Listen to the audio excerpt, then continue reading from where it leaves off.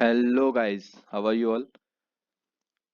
वो स्वागत है आप सभी का एक बार फिर से एक नई वीडियो में। और इस वीडियो में हम बात करने वाले हैं एक्सरसाइज 5.2 के क्वेश्चन नंबर 10th और क्वेश्चन नंबर 11th की। तो क्वेश्चन नंबर 10th बोल रहा है the 17th term of an AP exceeds its 10th term by 7, find the common difference. तो जिन्हें नहीं पता कि कॉमन डिफरेंस क्या है, ए क्या है, नंबर ऑफ टर्म्स क्या है, ए एन क्या है, वो इस वीडियो को देखें।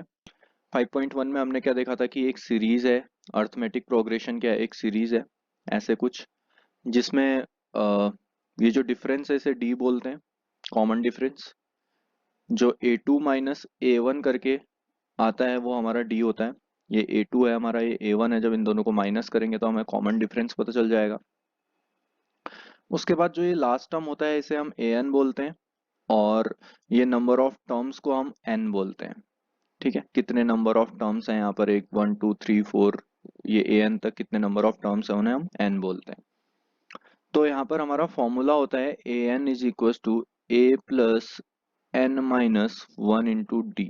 ए एन का फॉर्मूला निकल के आता है यहाँ पर एक नई चीज, वो आती है A N is equal to A plus N minus one into D. A N क्या हो गया, ए एन ये वाला टर्म हो गया।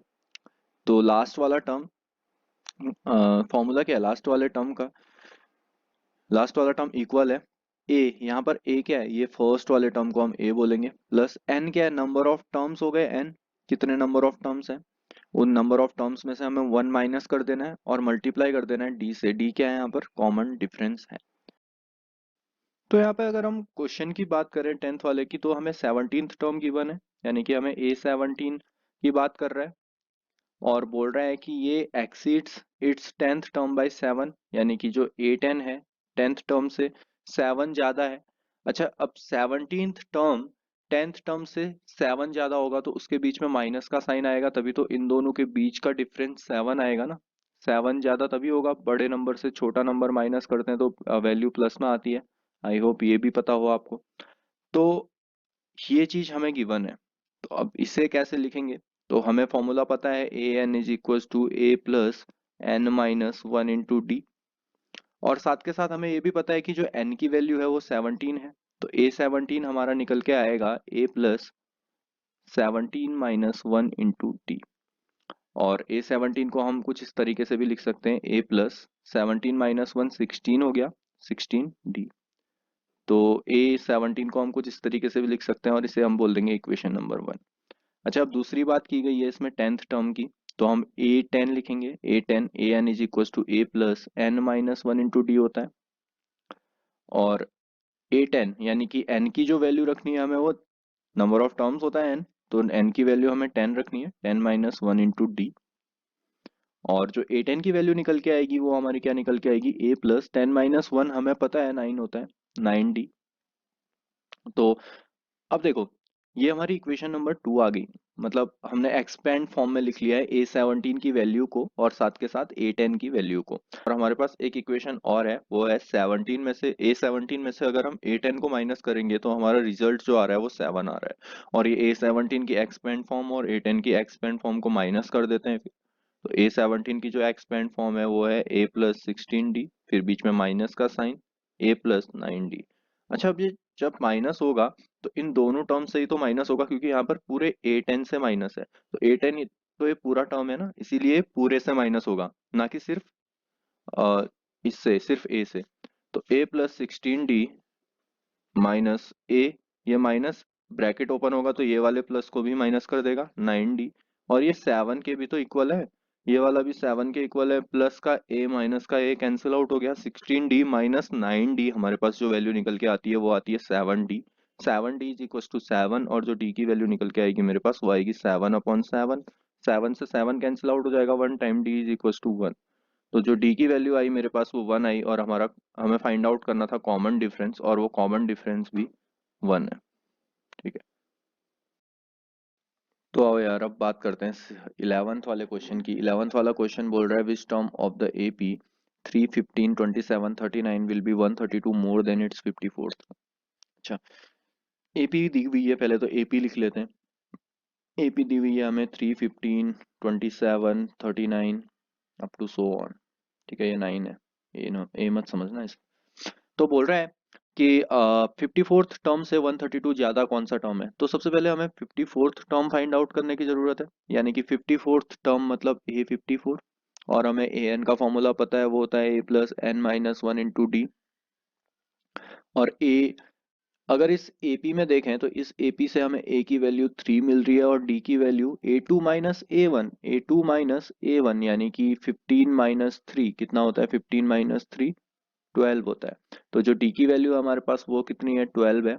और साथ के साथ एन की वैल्यू तो हमें पता है 54, 54th टर्म ही बोल रखा है हमसे, 54th टर्म फाइंड आउट करना है पहले। उसके बाद 132 मोर देन कौन सा है, मतलब जो 54th टर्म आएगा उससे 132 ज्यादा है, जो भी टर्म आएगा वो कौन सा टर्म है, ऐसा पूछ रहा है। तो ए फिफ्टी फोर तो हमें फाइंड आउट करना है, तो A54 में तो कुछ नहीं करना, तो ए की जगह पर हमने 3 रखा, क्योंकि ए की वैल्यू 3 है, एन की वैल्यू 54 है, और 54 - 1 × डी की वैल्यू हमारे पास 12 है। ठीक है, अब 3 प्लस 54 - 1 हमारा 53 हो गया, और मल्टीप्लाइड बाई 12, तो 12 से मल्टीप्लाई कर देंगे। 3 प्लस 12, 12 3 जा 36, 6 3 12 5 जा 60, 63। तो जो हमारी वैल्यू निकल के आई वो 636 आई। 53 को 12 से मल्टीप्लाई करके और इसमें 3 ऐड करेंगे तो ये आएगी 639।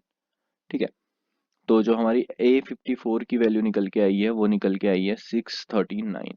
अब हमसे पूछा गया है कि इससे 132 ज्यादा, मतलब 639 से 132 ज्यादा, मतलब ऐड करेंगे इसमें ऑब्वियसली। तो 9 और 2 11, 3 3 6 और 1 7, 6 और 1 7, तो 771 जो टर्म है वो टर्म कौन सा टर्म है, इस एपी का पूछ रहा है। तो सबसे पहले हम क्या करते हैं, एक फिर से एपी लिख लेते हैं, 3 15 27 39। अब ध्यान देना इधर पे, ठीक है। तो हमसे पूछा गया है कि जो 54th टर्म है उससे 132 ज्यादा कौन सा वाला टर्म है, मतलब हम लोग इस 771 को मानते हैं कि ये लास्ट टर्म ए एन है। ठीक है, मान लेते हैं कि ये लास्ट टर्म ए एन है। 132 ज्यादा 54th टर्म से 132 ज्यादा जो भी टर्म है, 54th टर्म हमारा ये निकल के आया, इससे 132 ज्यादा ये वाला टर्म है, तो ये वाले टर्म को हम मान लेते हैं कि ये वाला टर्म ए एन है। अच्छा, ऐसा क्यों, क्योंकि अगर हम इसको ए एन मानेंगे तो हमें फिर एन फाइंड आउट करना पड़ेगा ना कि कौन सा टर्म है, तो इसीलिए हम इसे ए एन मानते हैं। तो अब हम रख देते हैं इसे भी फॉर्मूले में। फॉर्मूला है हमारा A N is equal to A+n-1 × d। और ए एन की वैल्यू हमारे पास है 771। 771 अभी अभी फाइंड आउट किया है हमने, इज इक्वल टू ए की वैल्यू हमारे पास 3 है, एन की वैल्यू हमें निकालनी है, और डी की वैल्यू हमारे पास 12 है। ठीक है, इधर डी की वैल्यू ये है, ए की वैल्यू ये है, और ए एन की वैल्यू ये है। उसके बाद 771 और ये प्लस का 3 इधर आ गया, माइनस का 3 हो गया, और उधर एज इट इज रहा n-1 × 12। और 771 में से मैं 3 माइनस करूंगा तो 768 होता है, और इंटू का 12 अपॉन में आएगा तो डिवाइड हो जाएगा इससे, और n-1 ऐसा ही रहा। अब ये 12 से कैंसिल आउट करेंगे तो 12 5 जा 60 होता है, 12 6 जा 72, बचा 48, 12 12 4 जा 48, तो 64, और n-1 हमारा निकल के आया है 64। तो n की वैल्यू क्या आएगी, 64 + 1, तो ये 65। तो जो n निकल के आया हमारा वो निकल के आया है 65। ठीक है, तो अब जब n 65 निकल के आ चुका है तो हमें पता चल गया है कि जो 65 टर्म होगा हमारा वो 771 के इक्वल होगा, मतलब जो 65 टर्म होगा वही 771 होगा। ठीक है,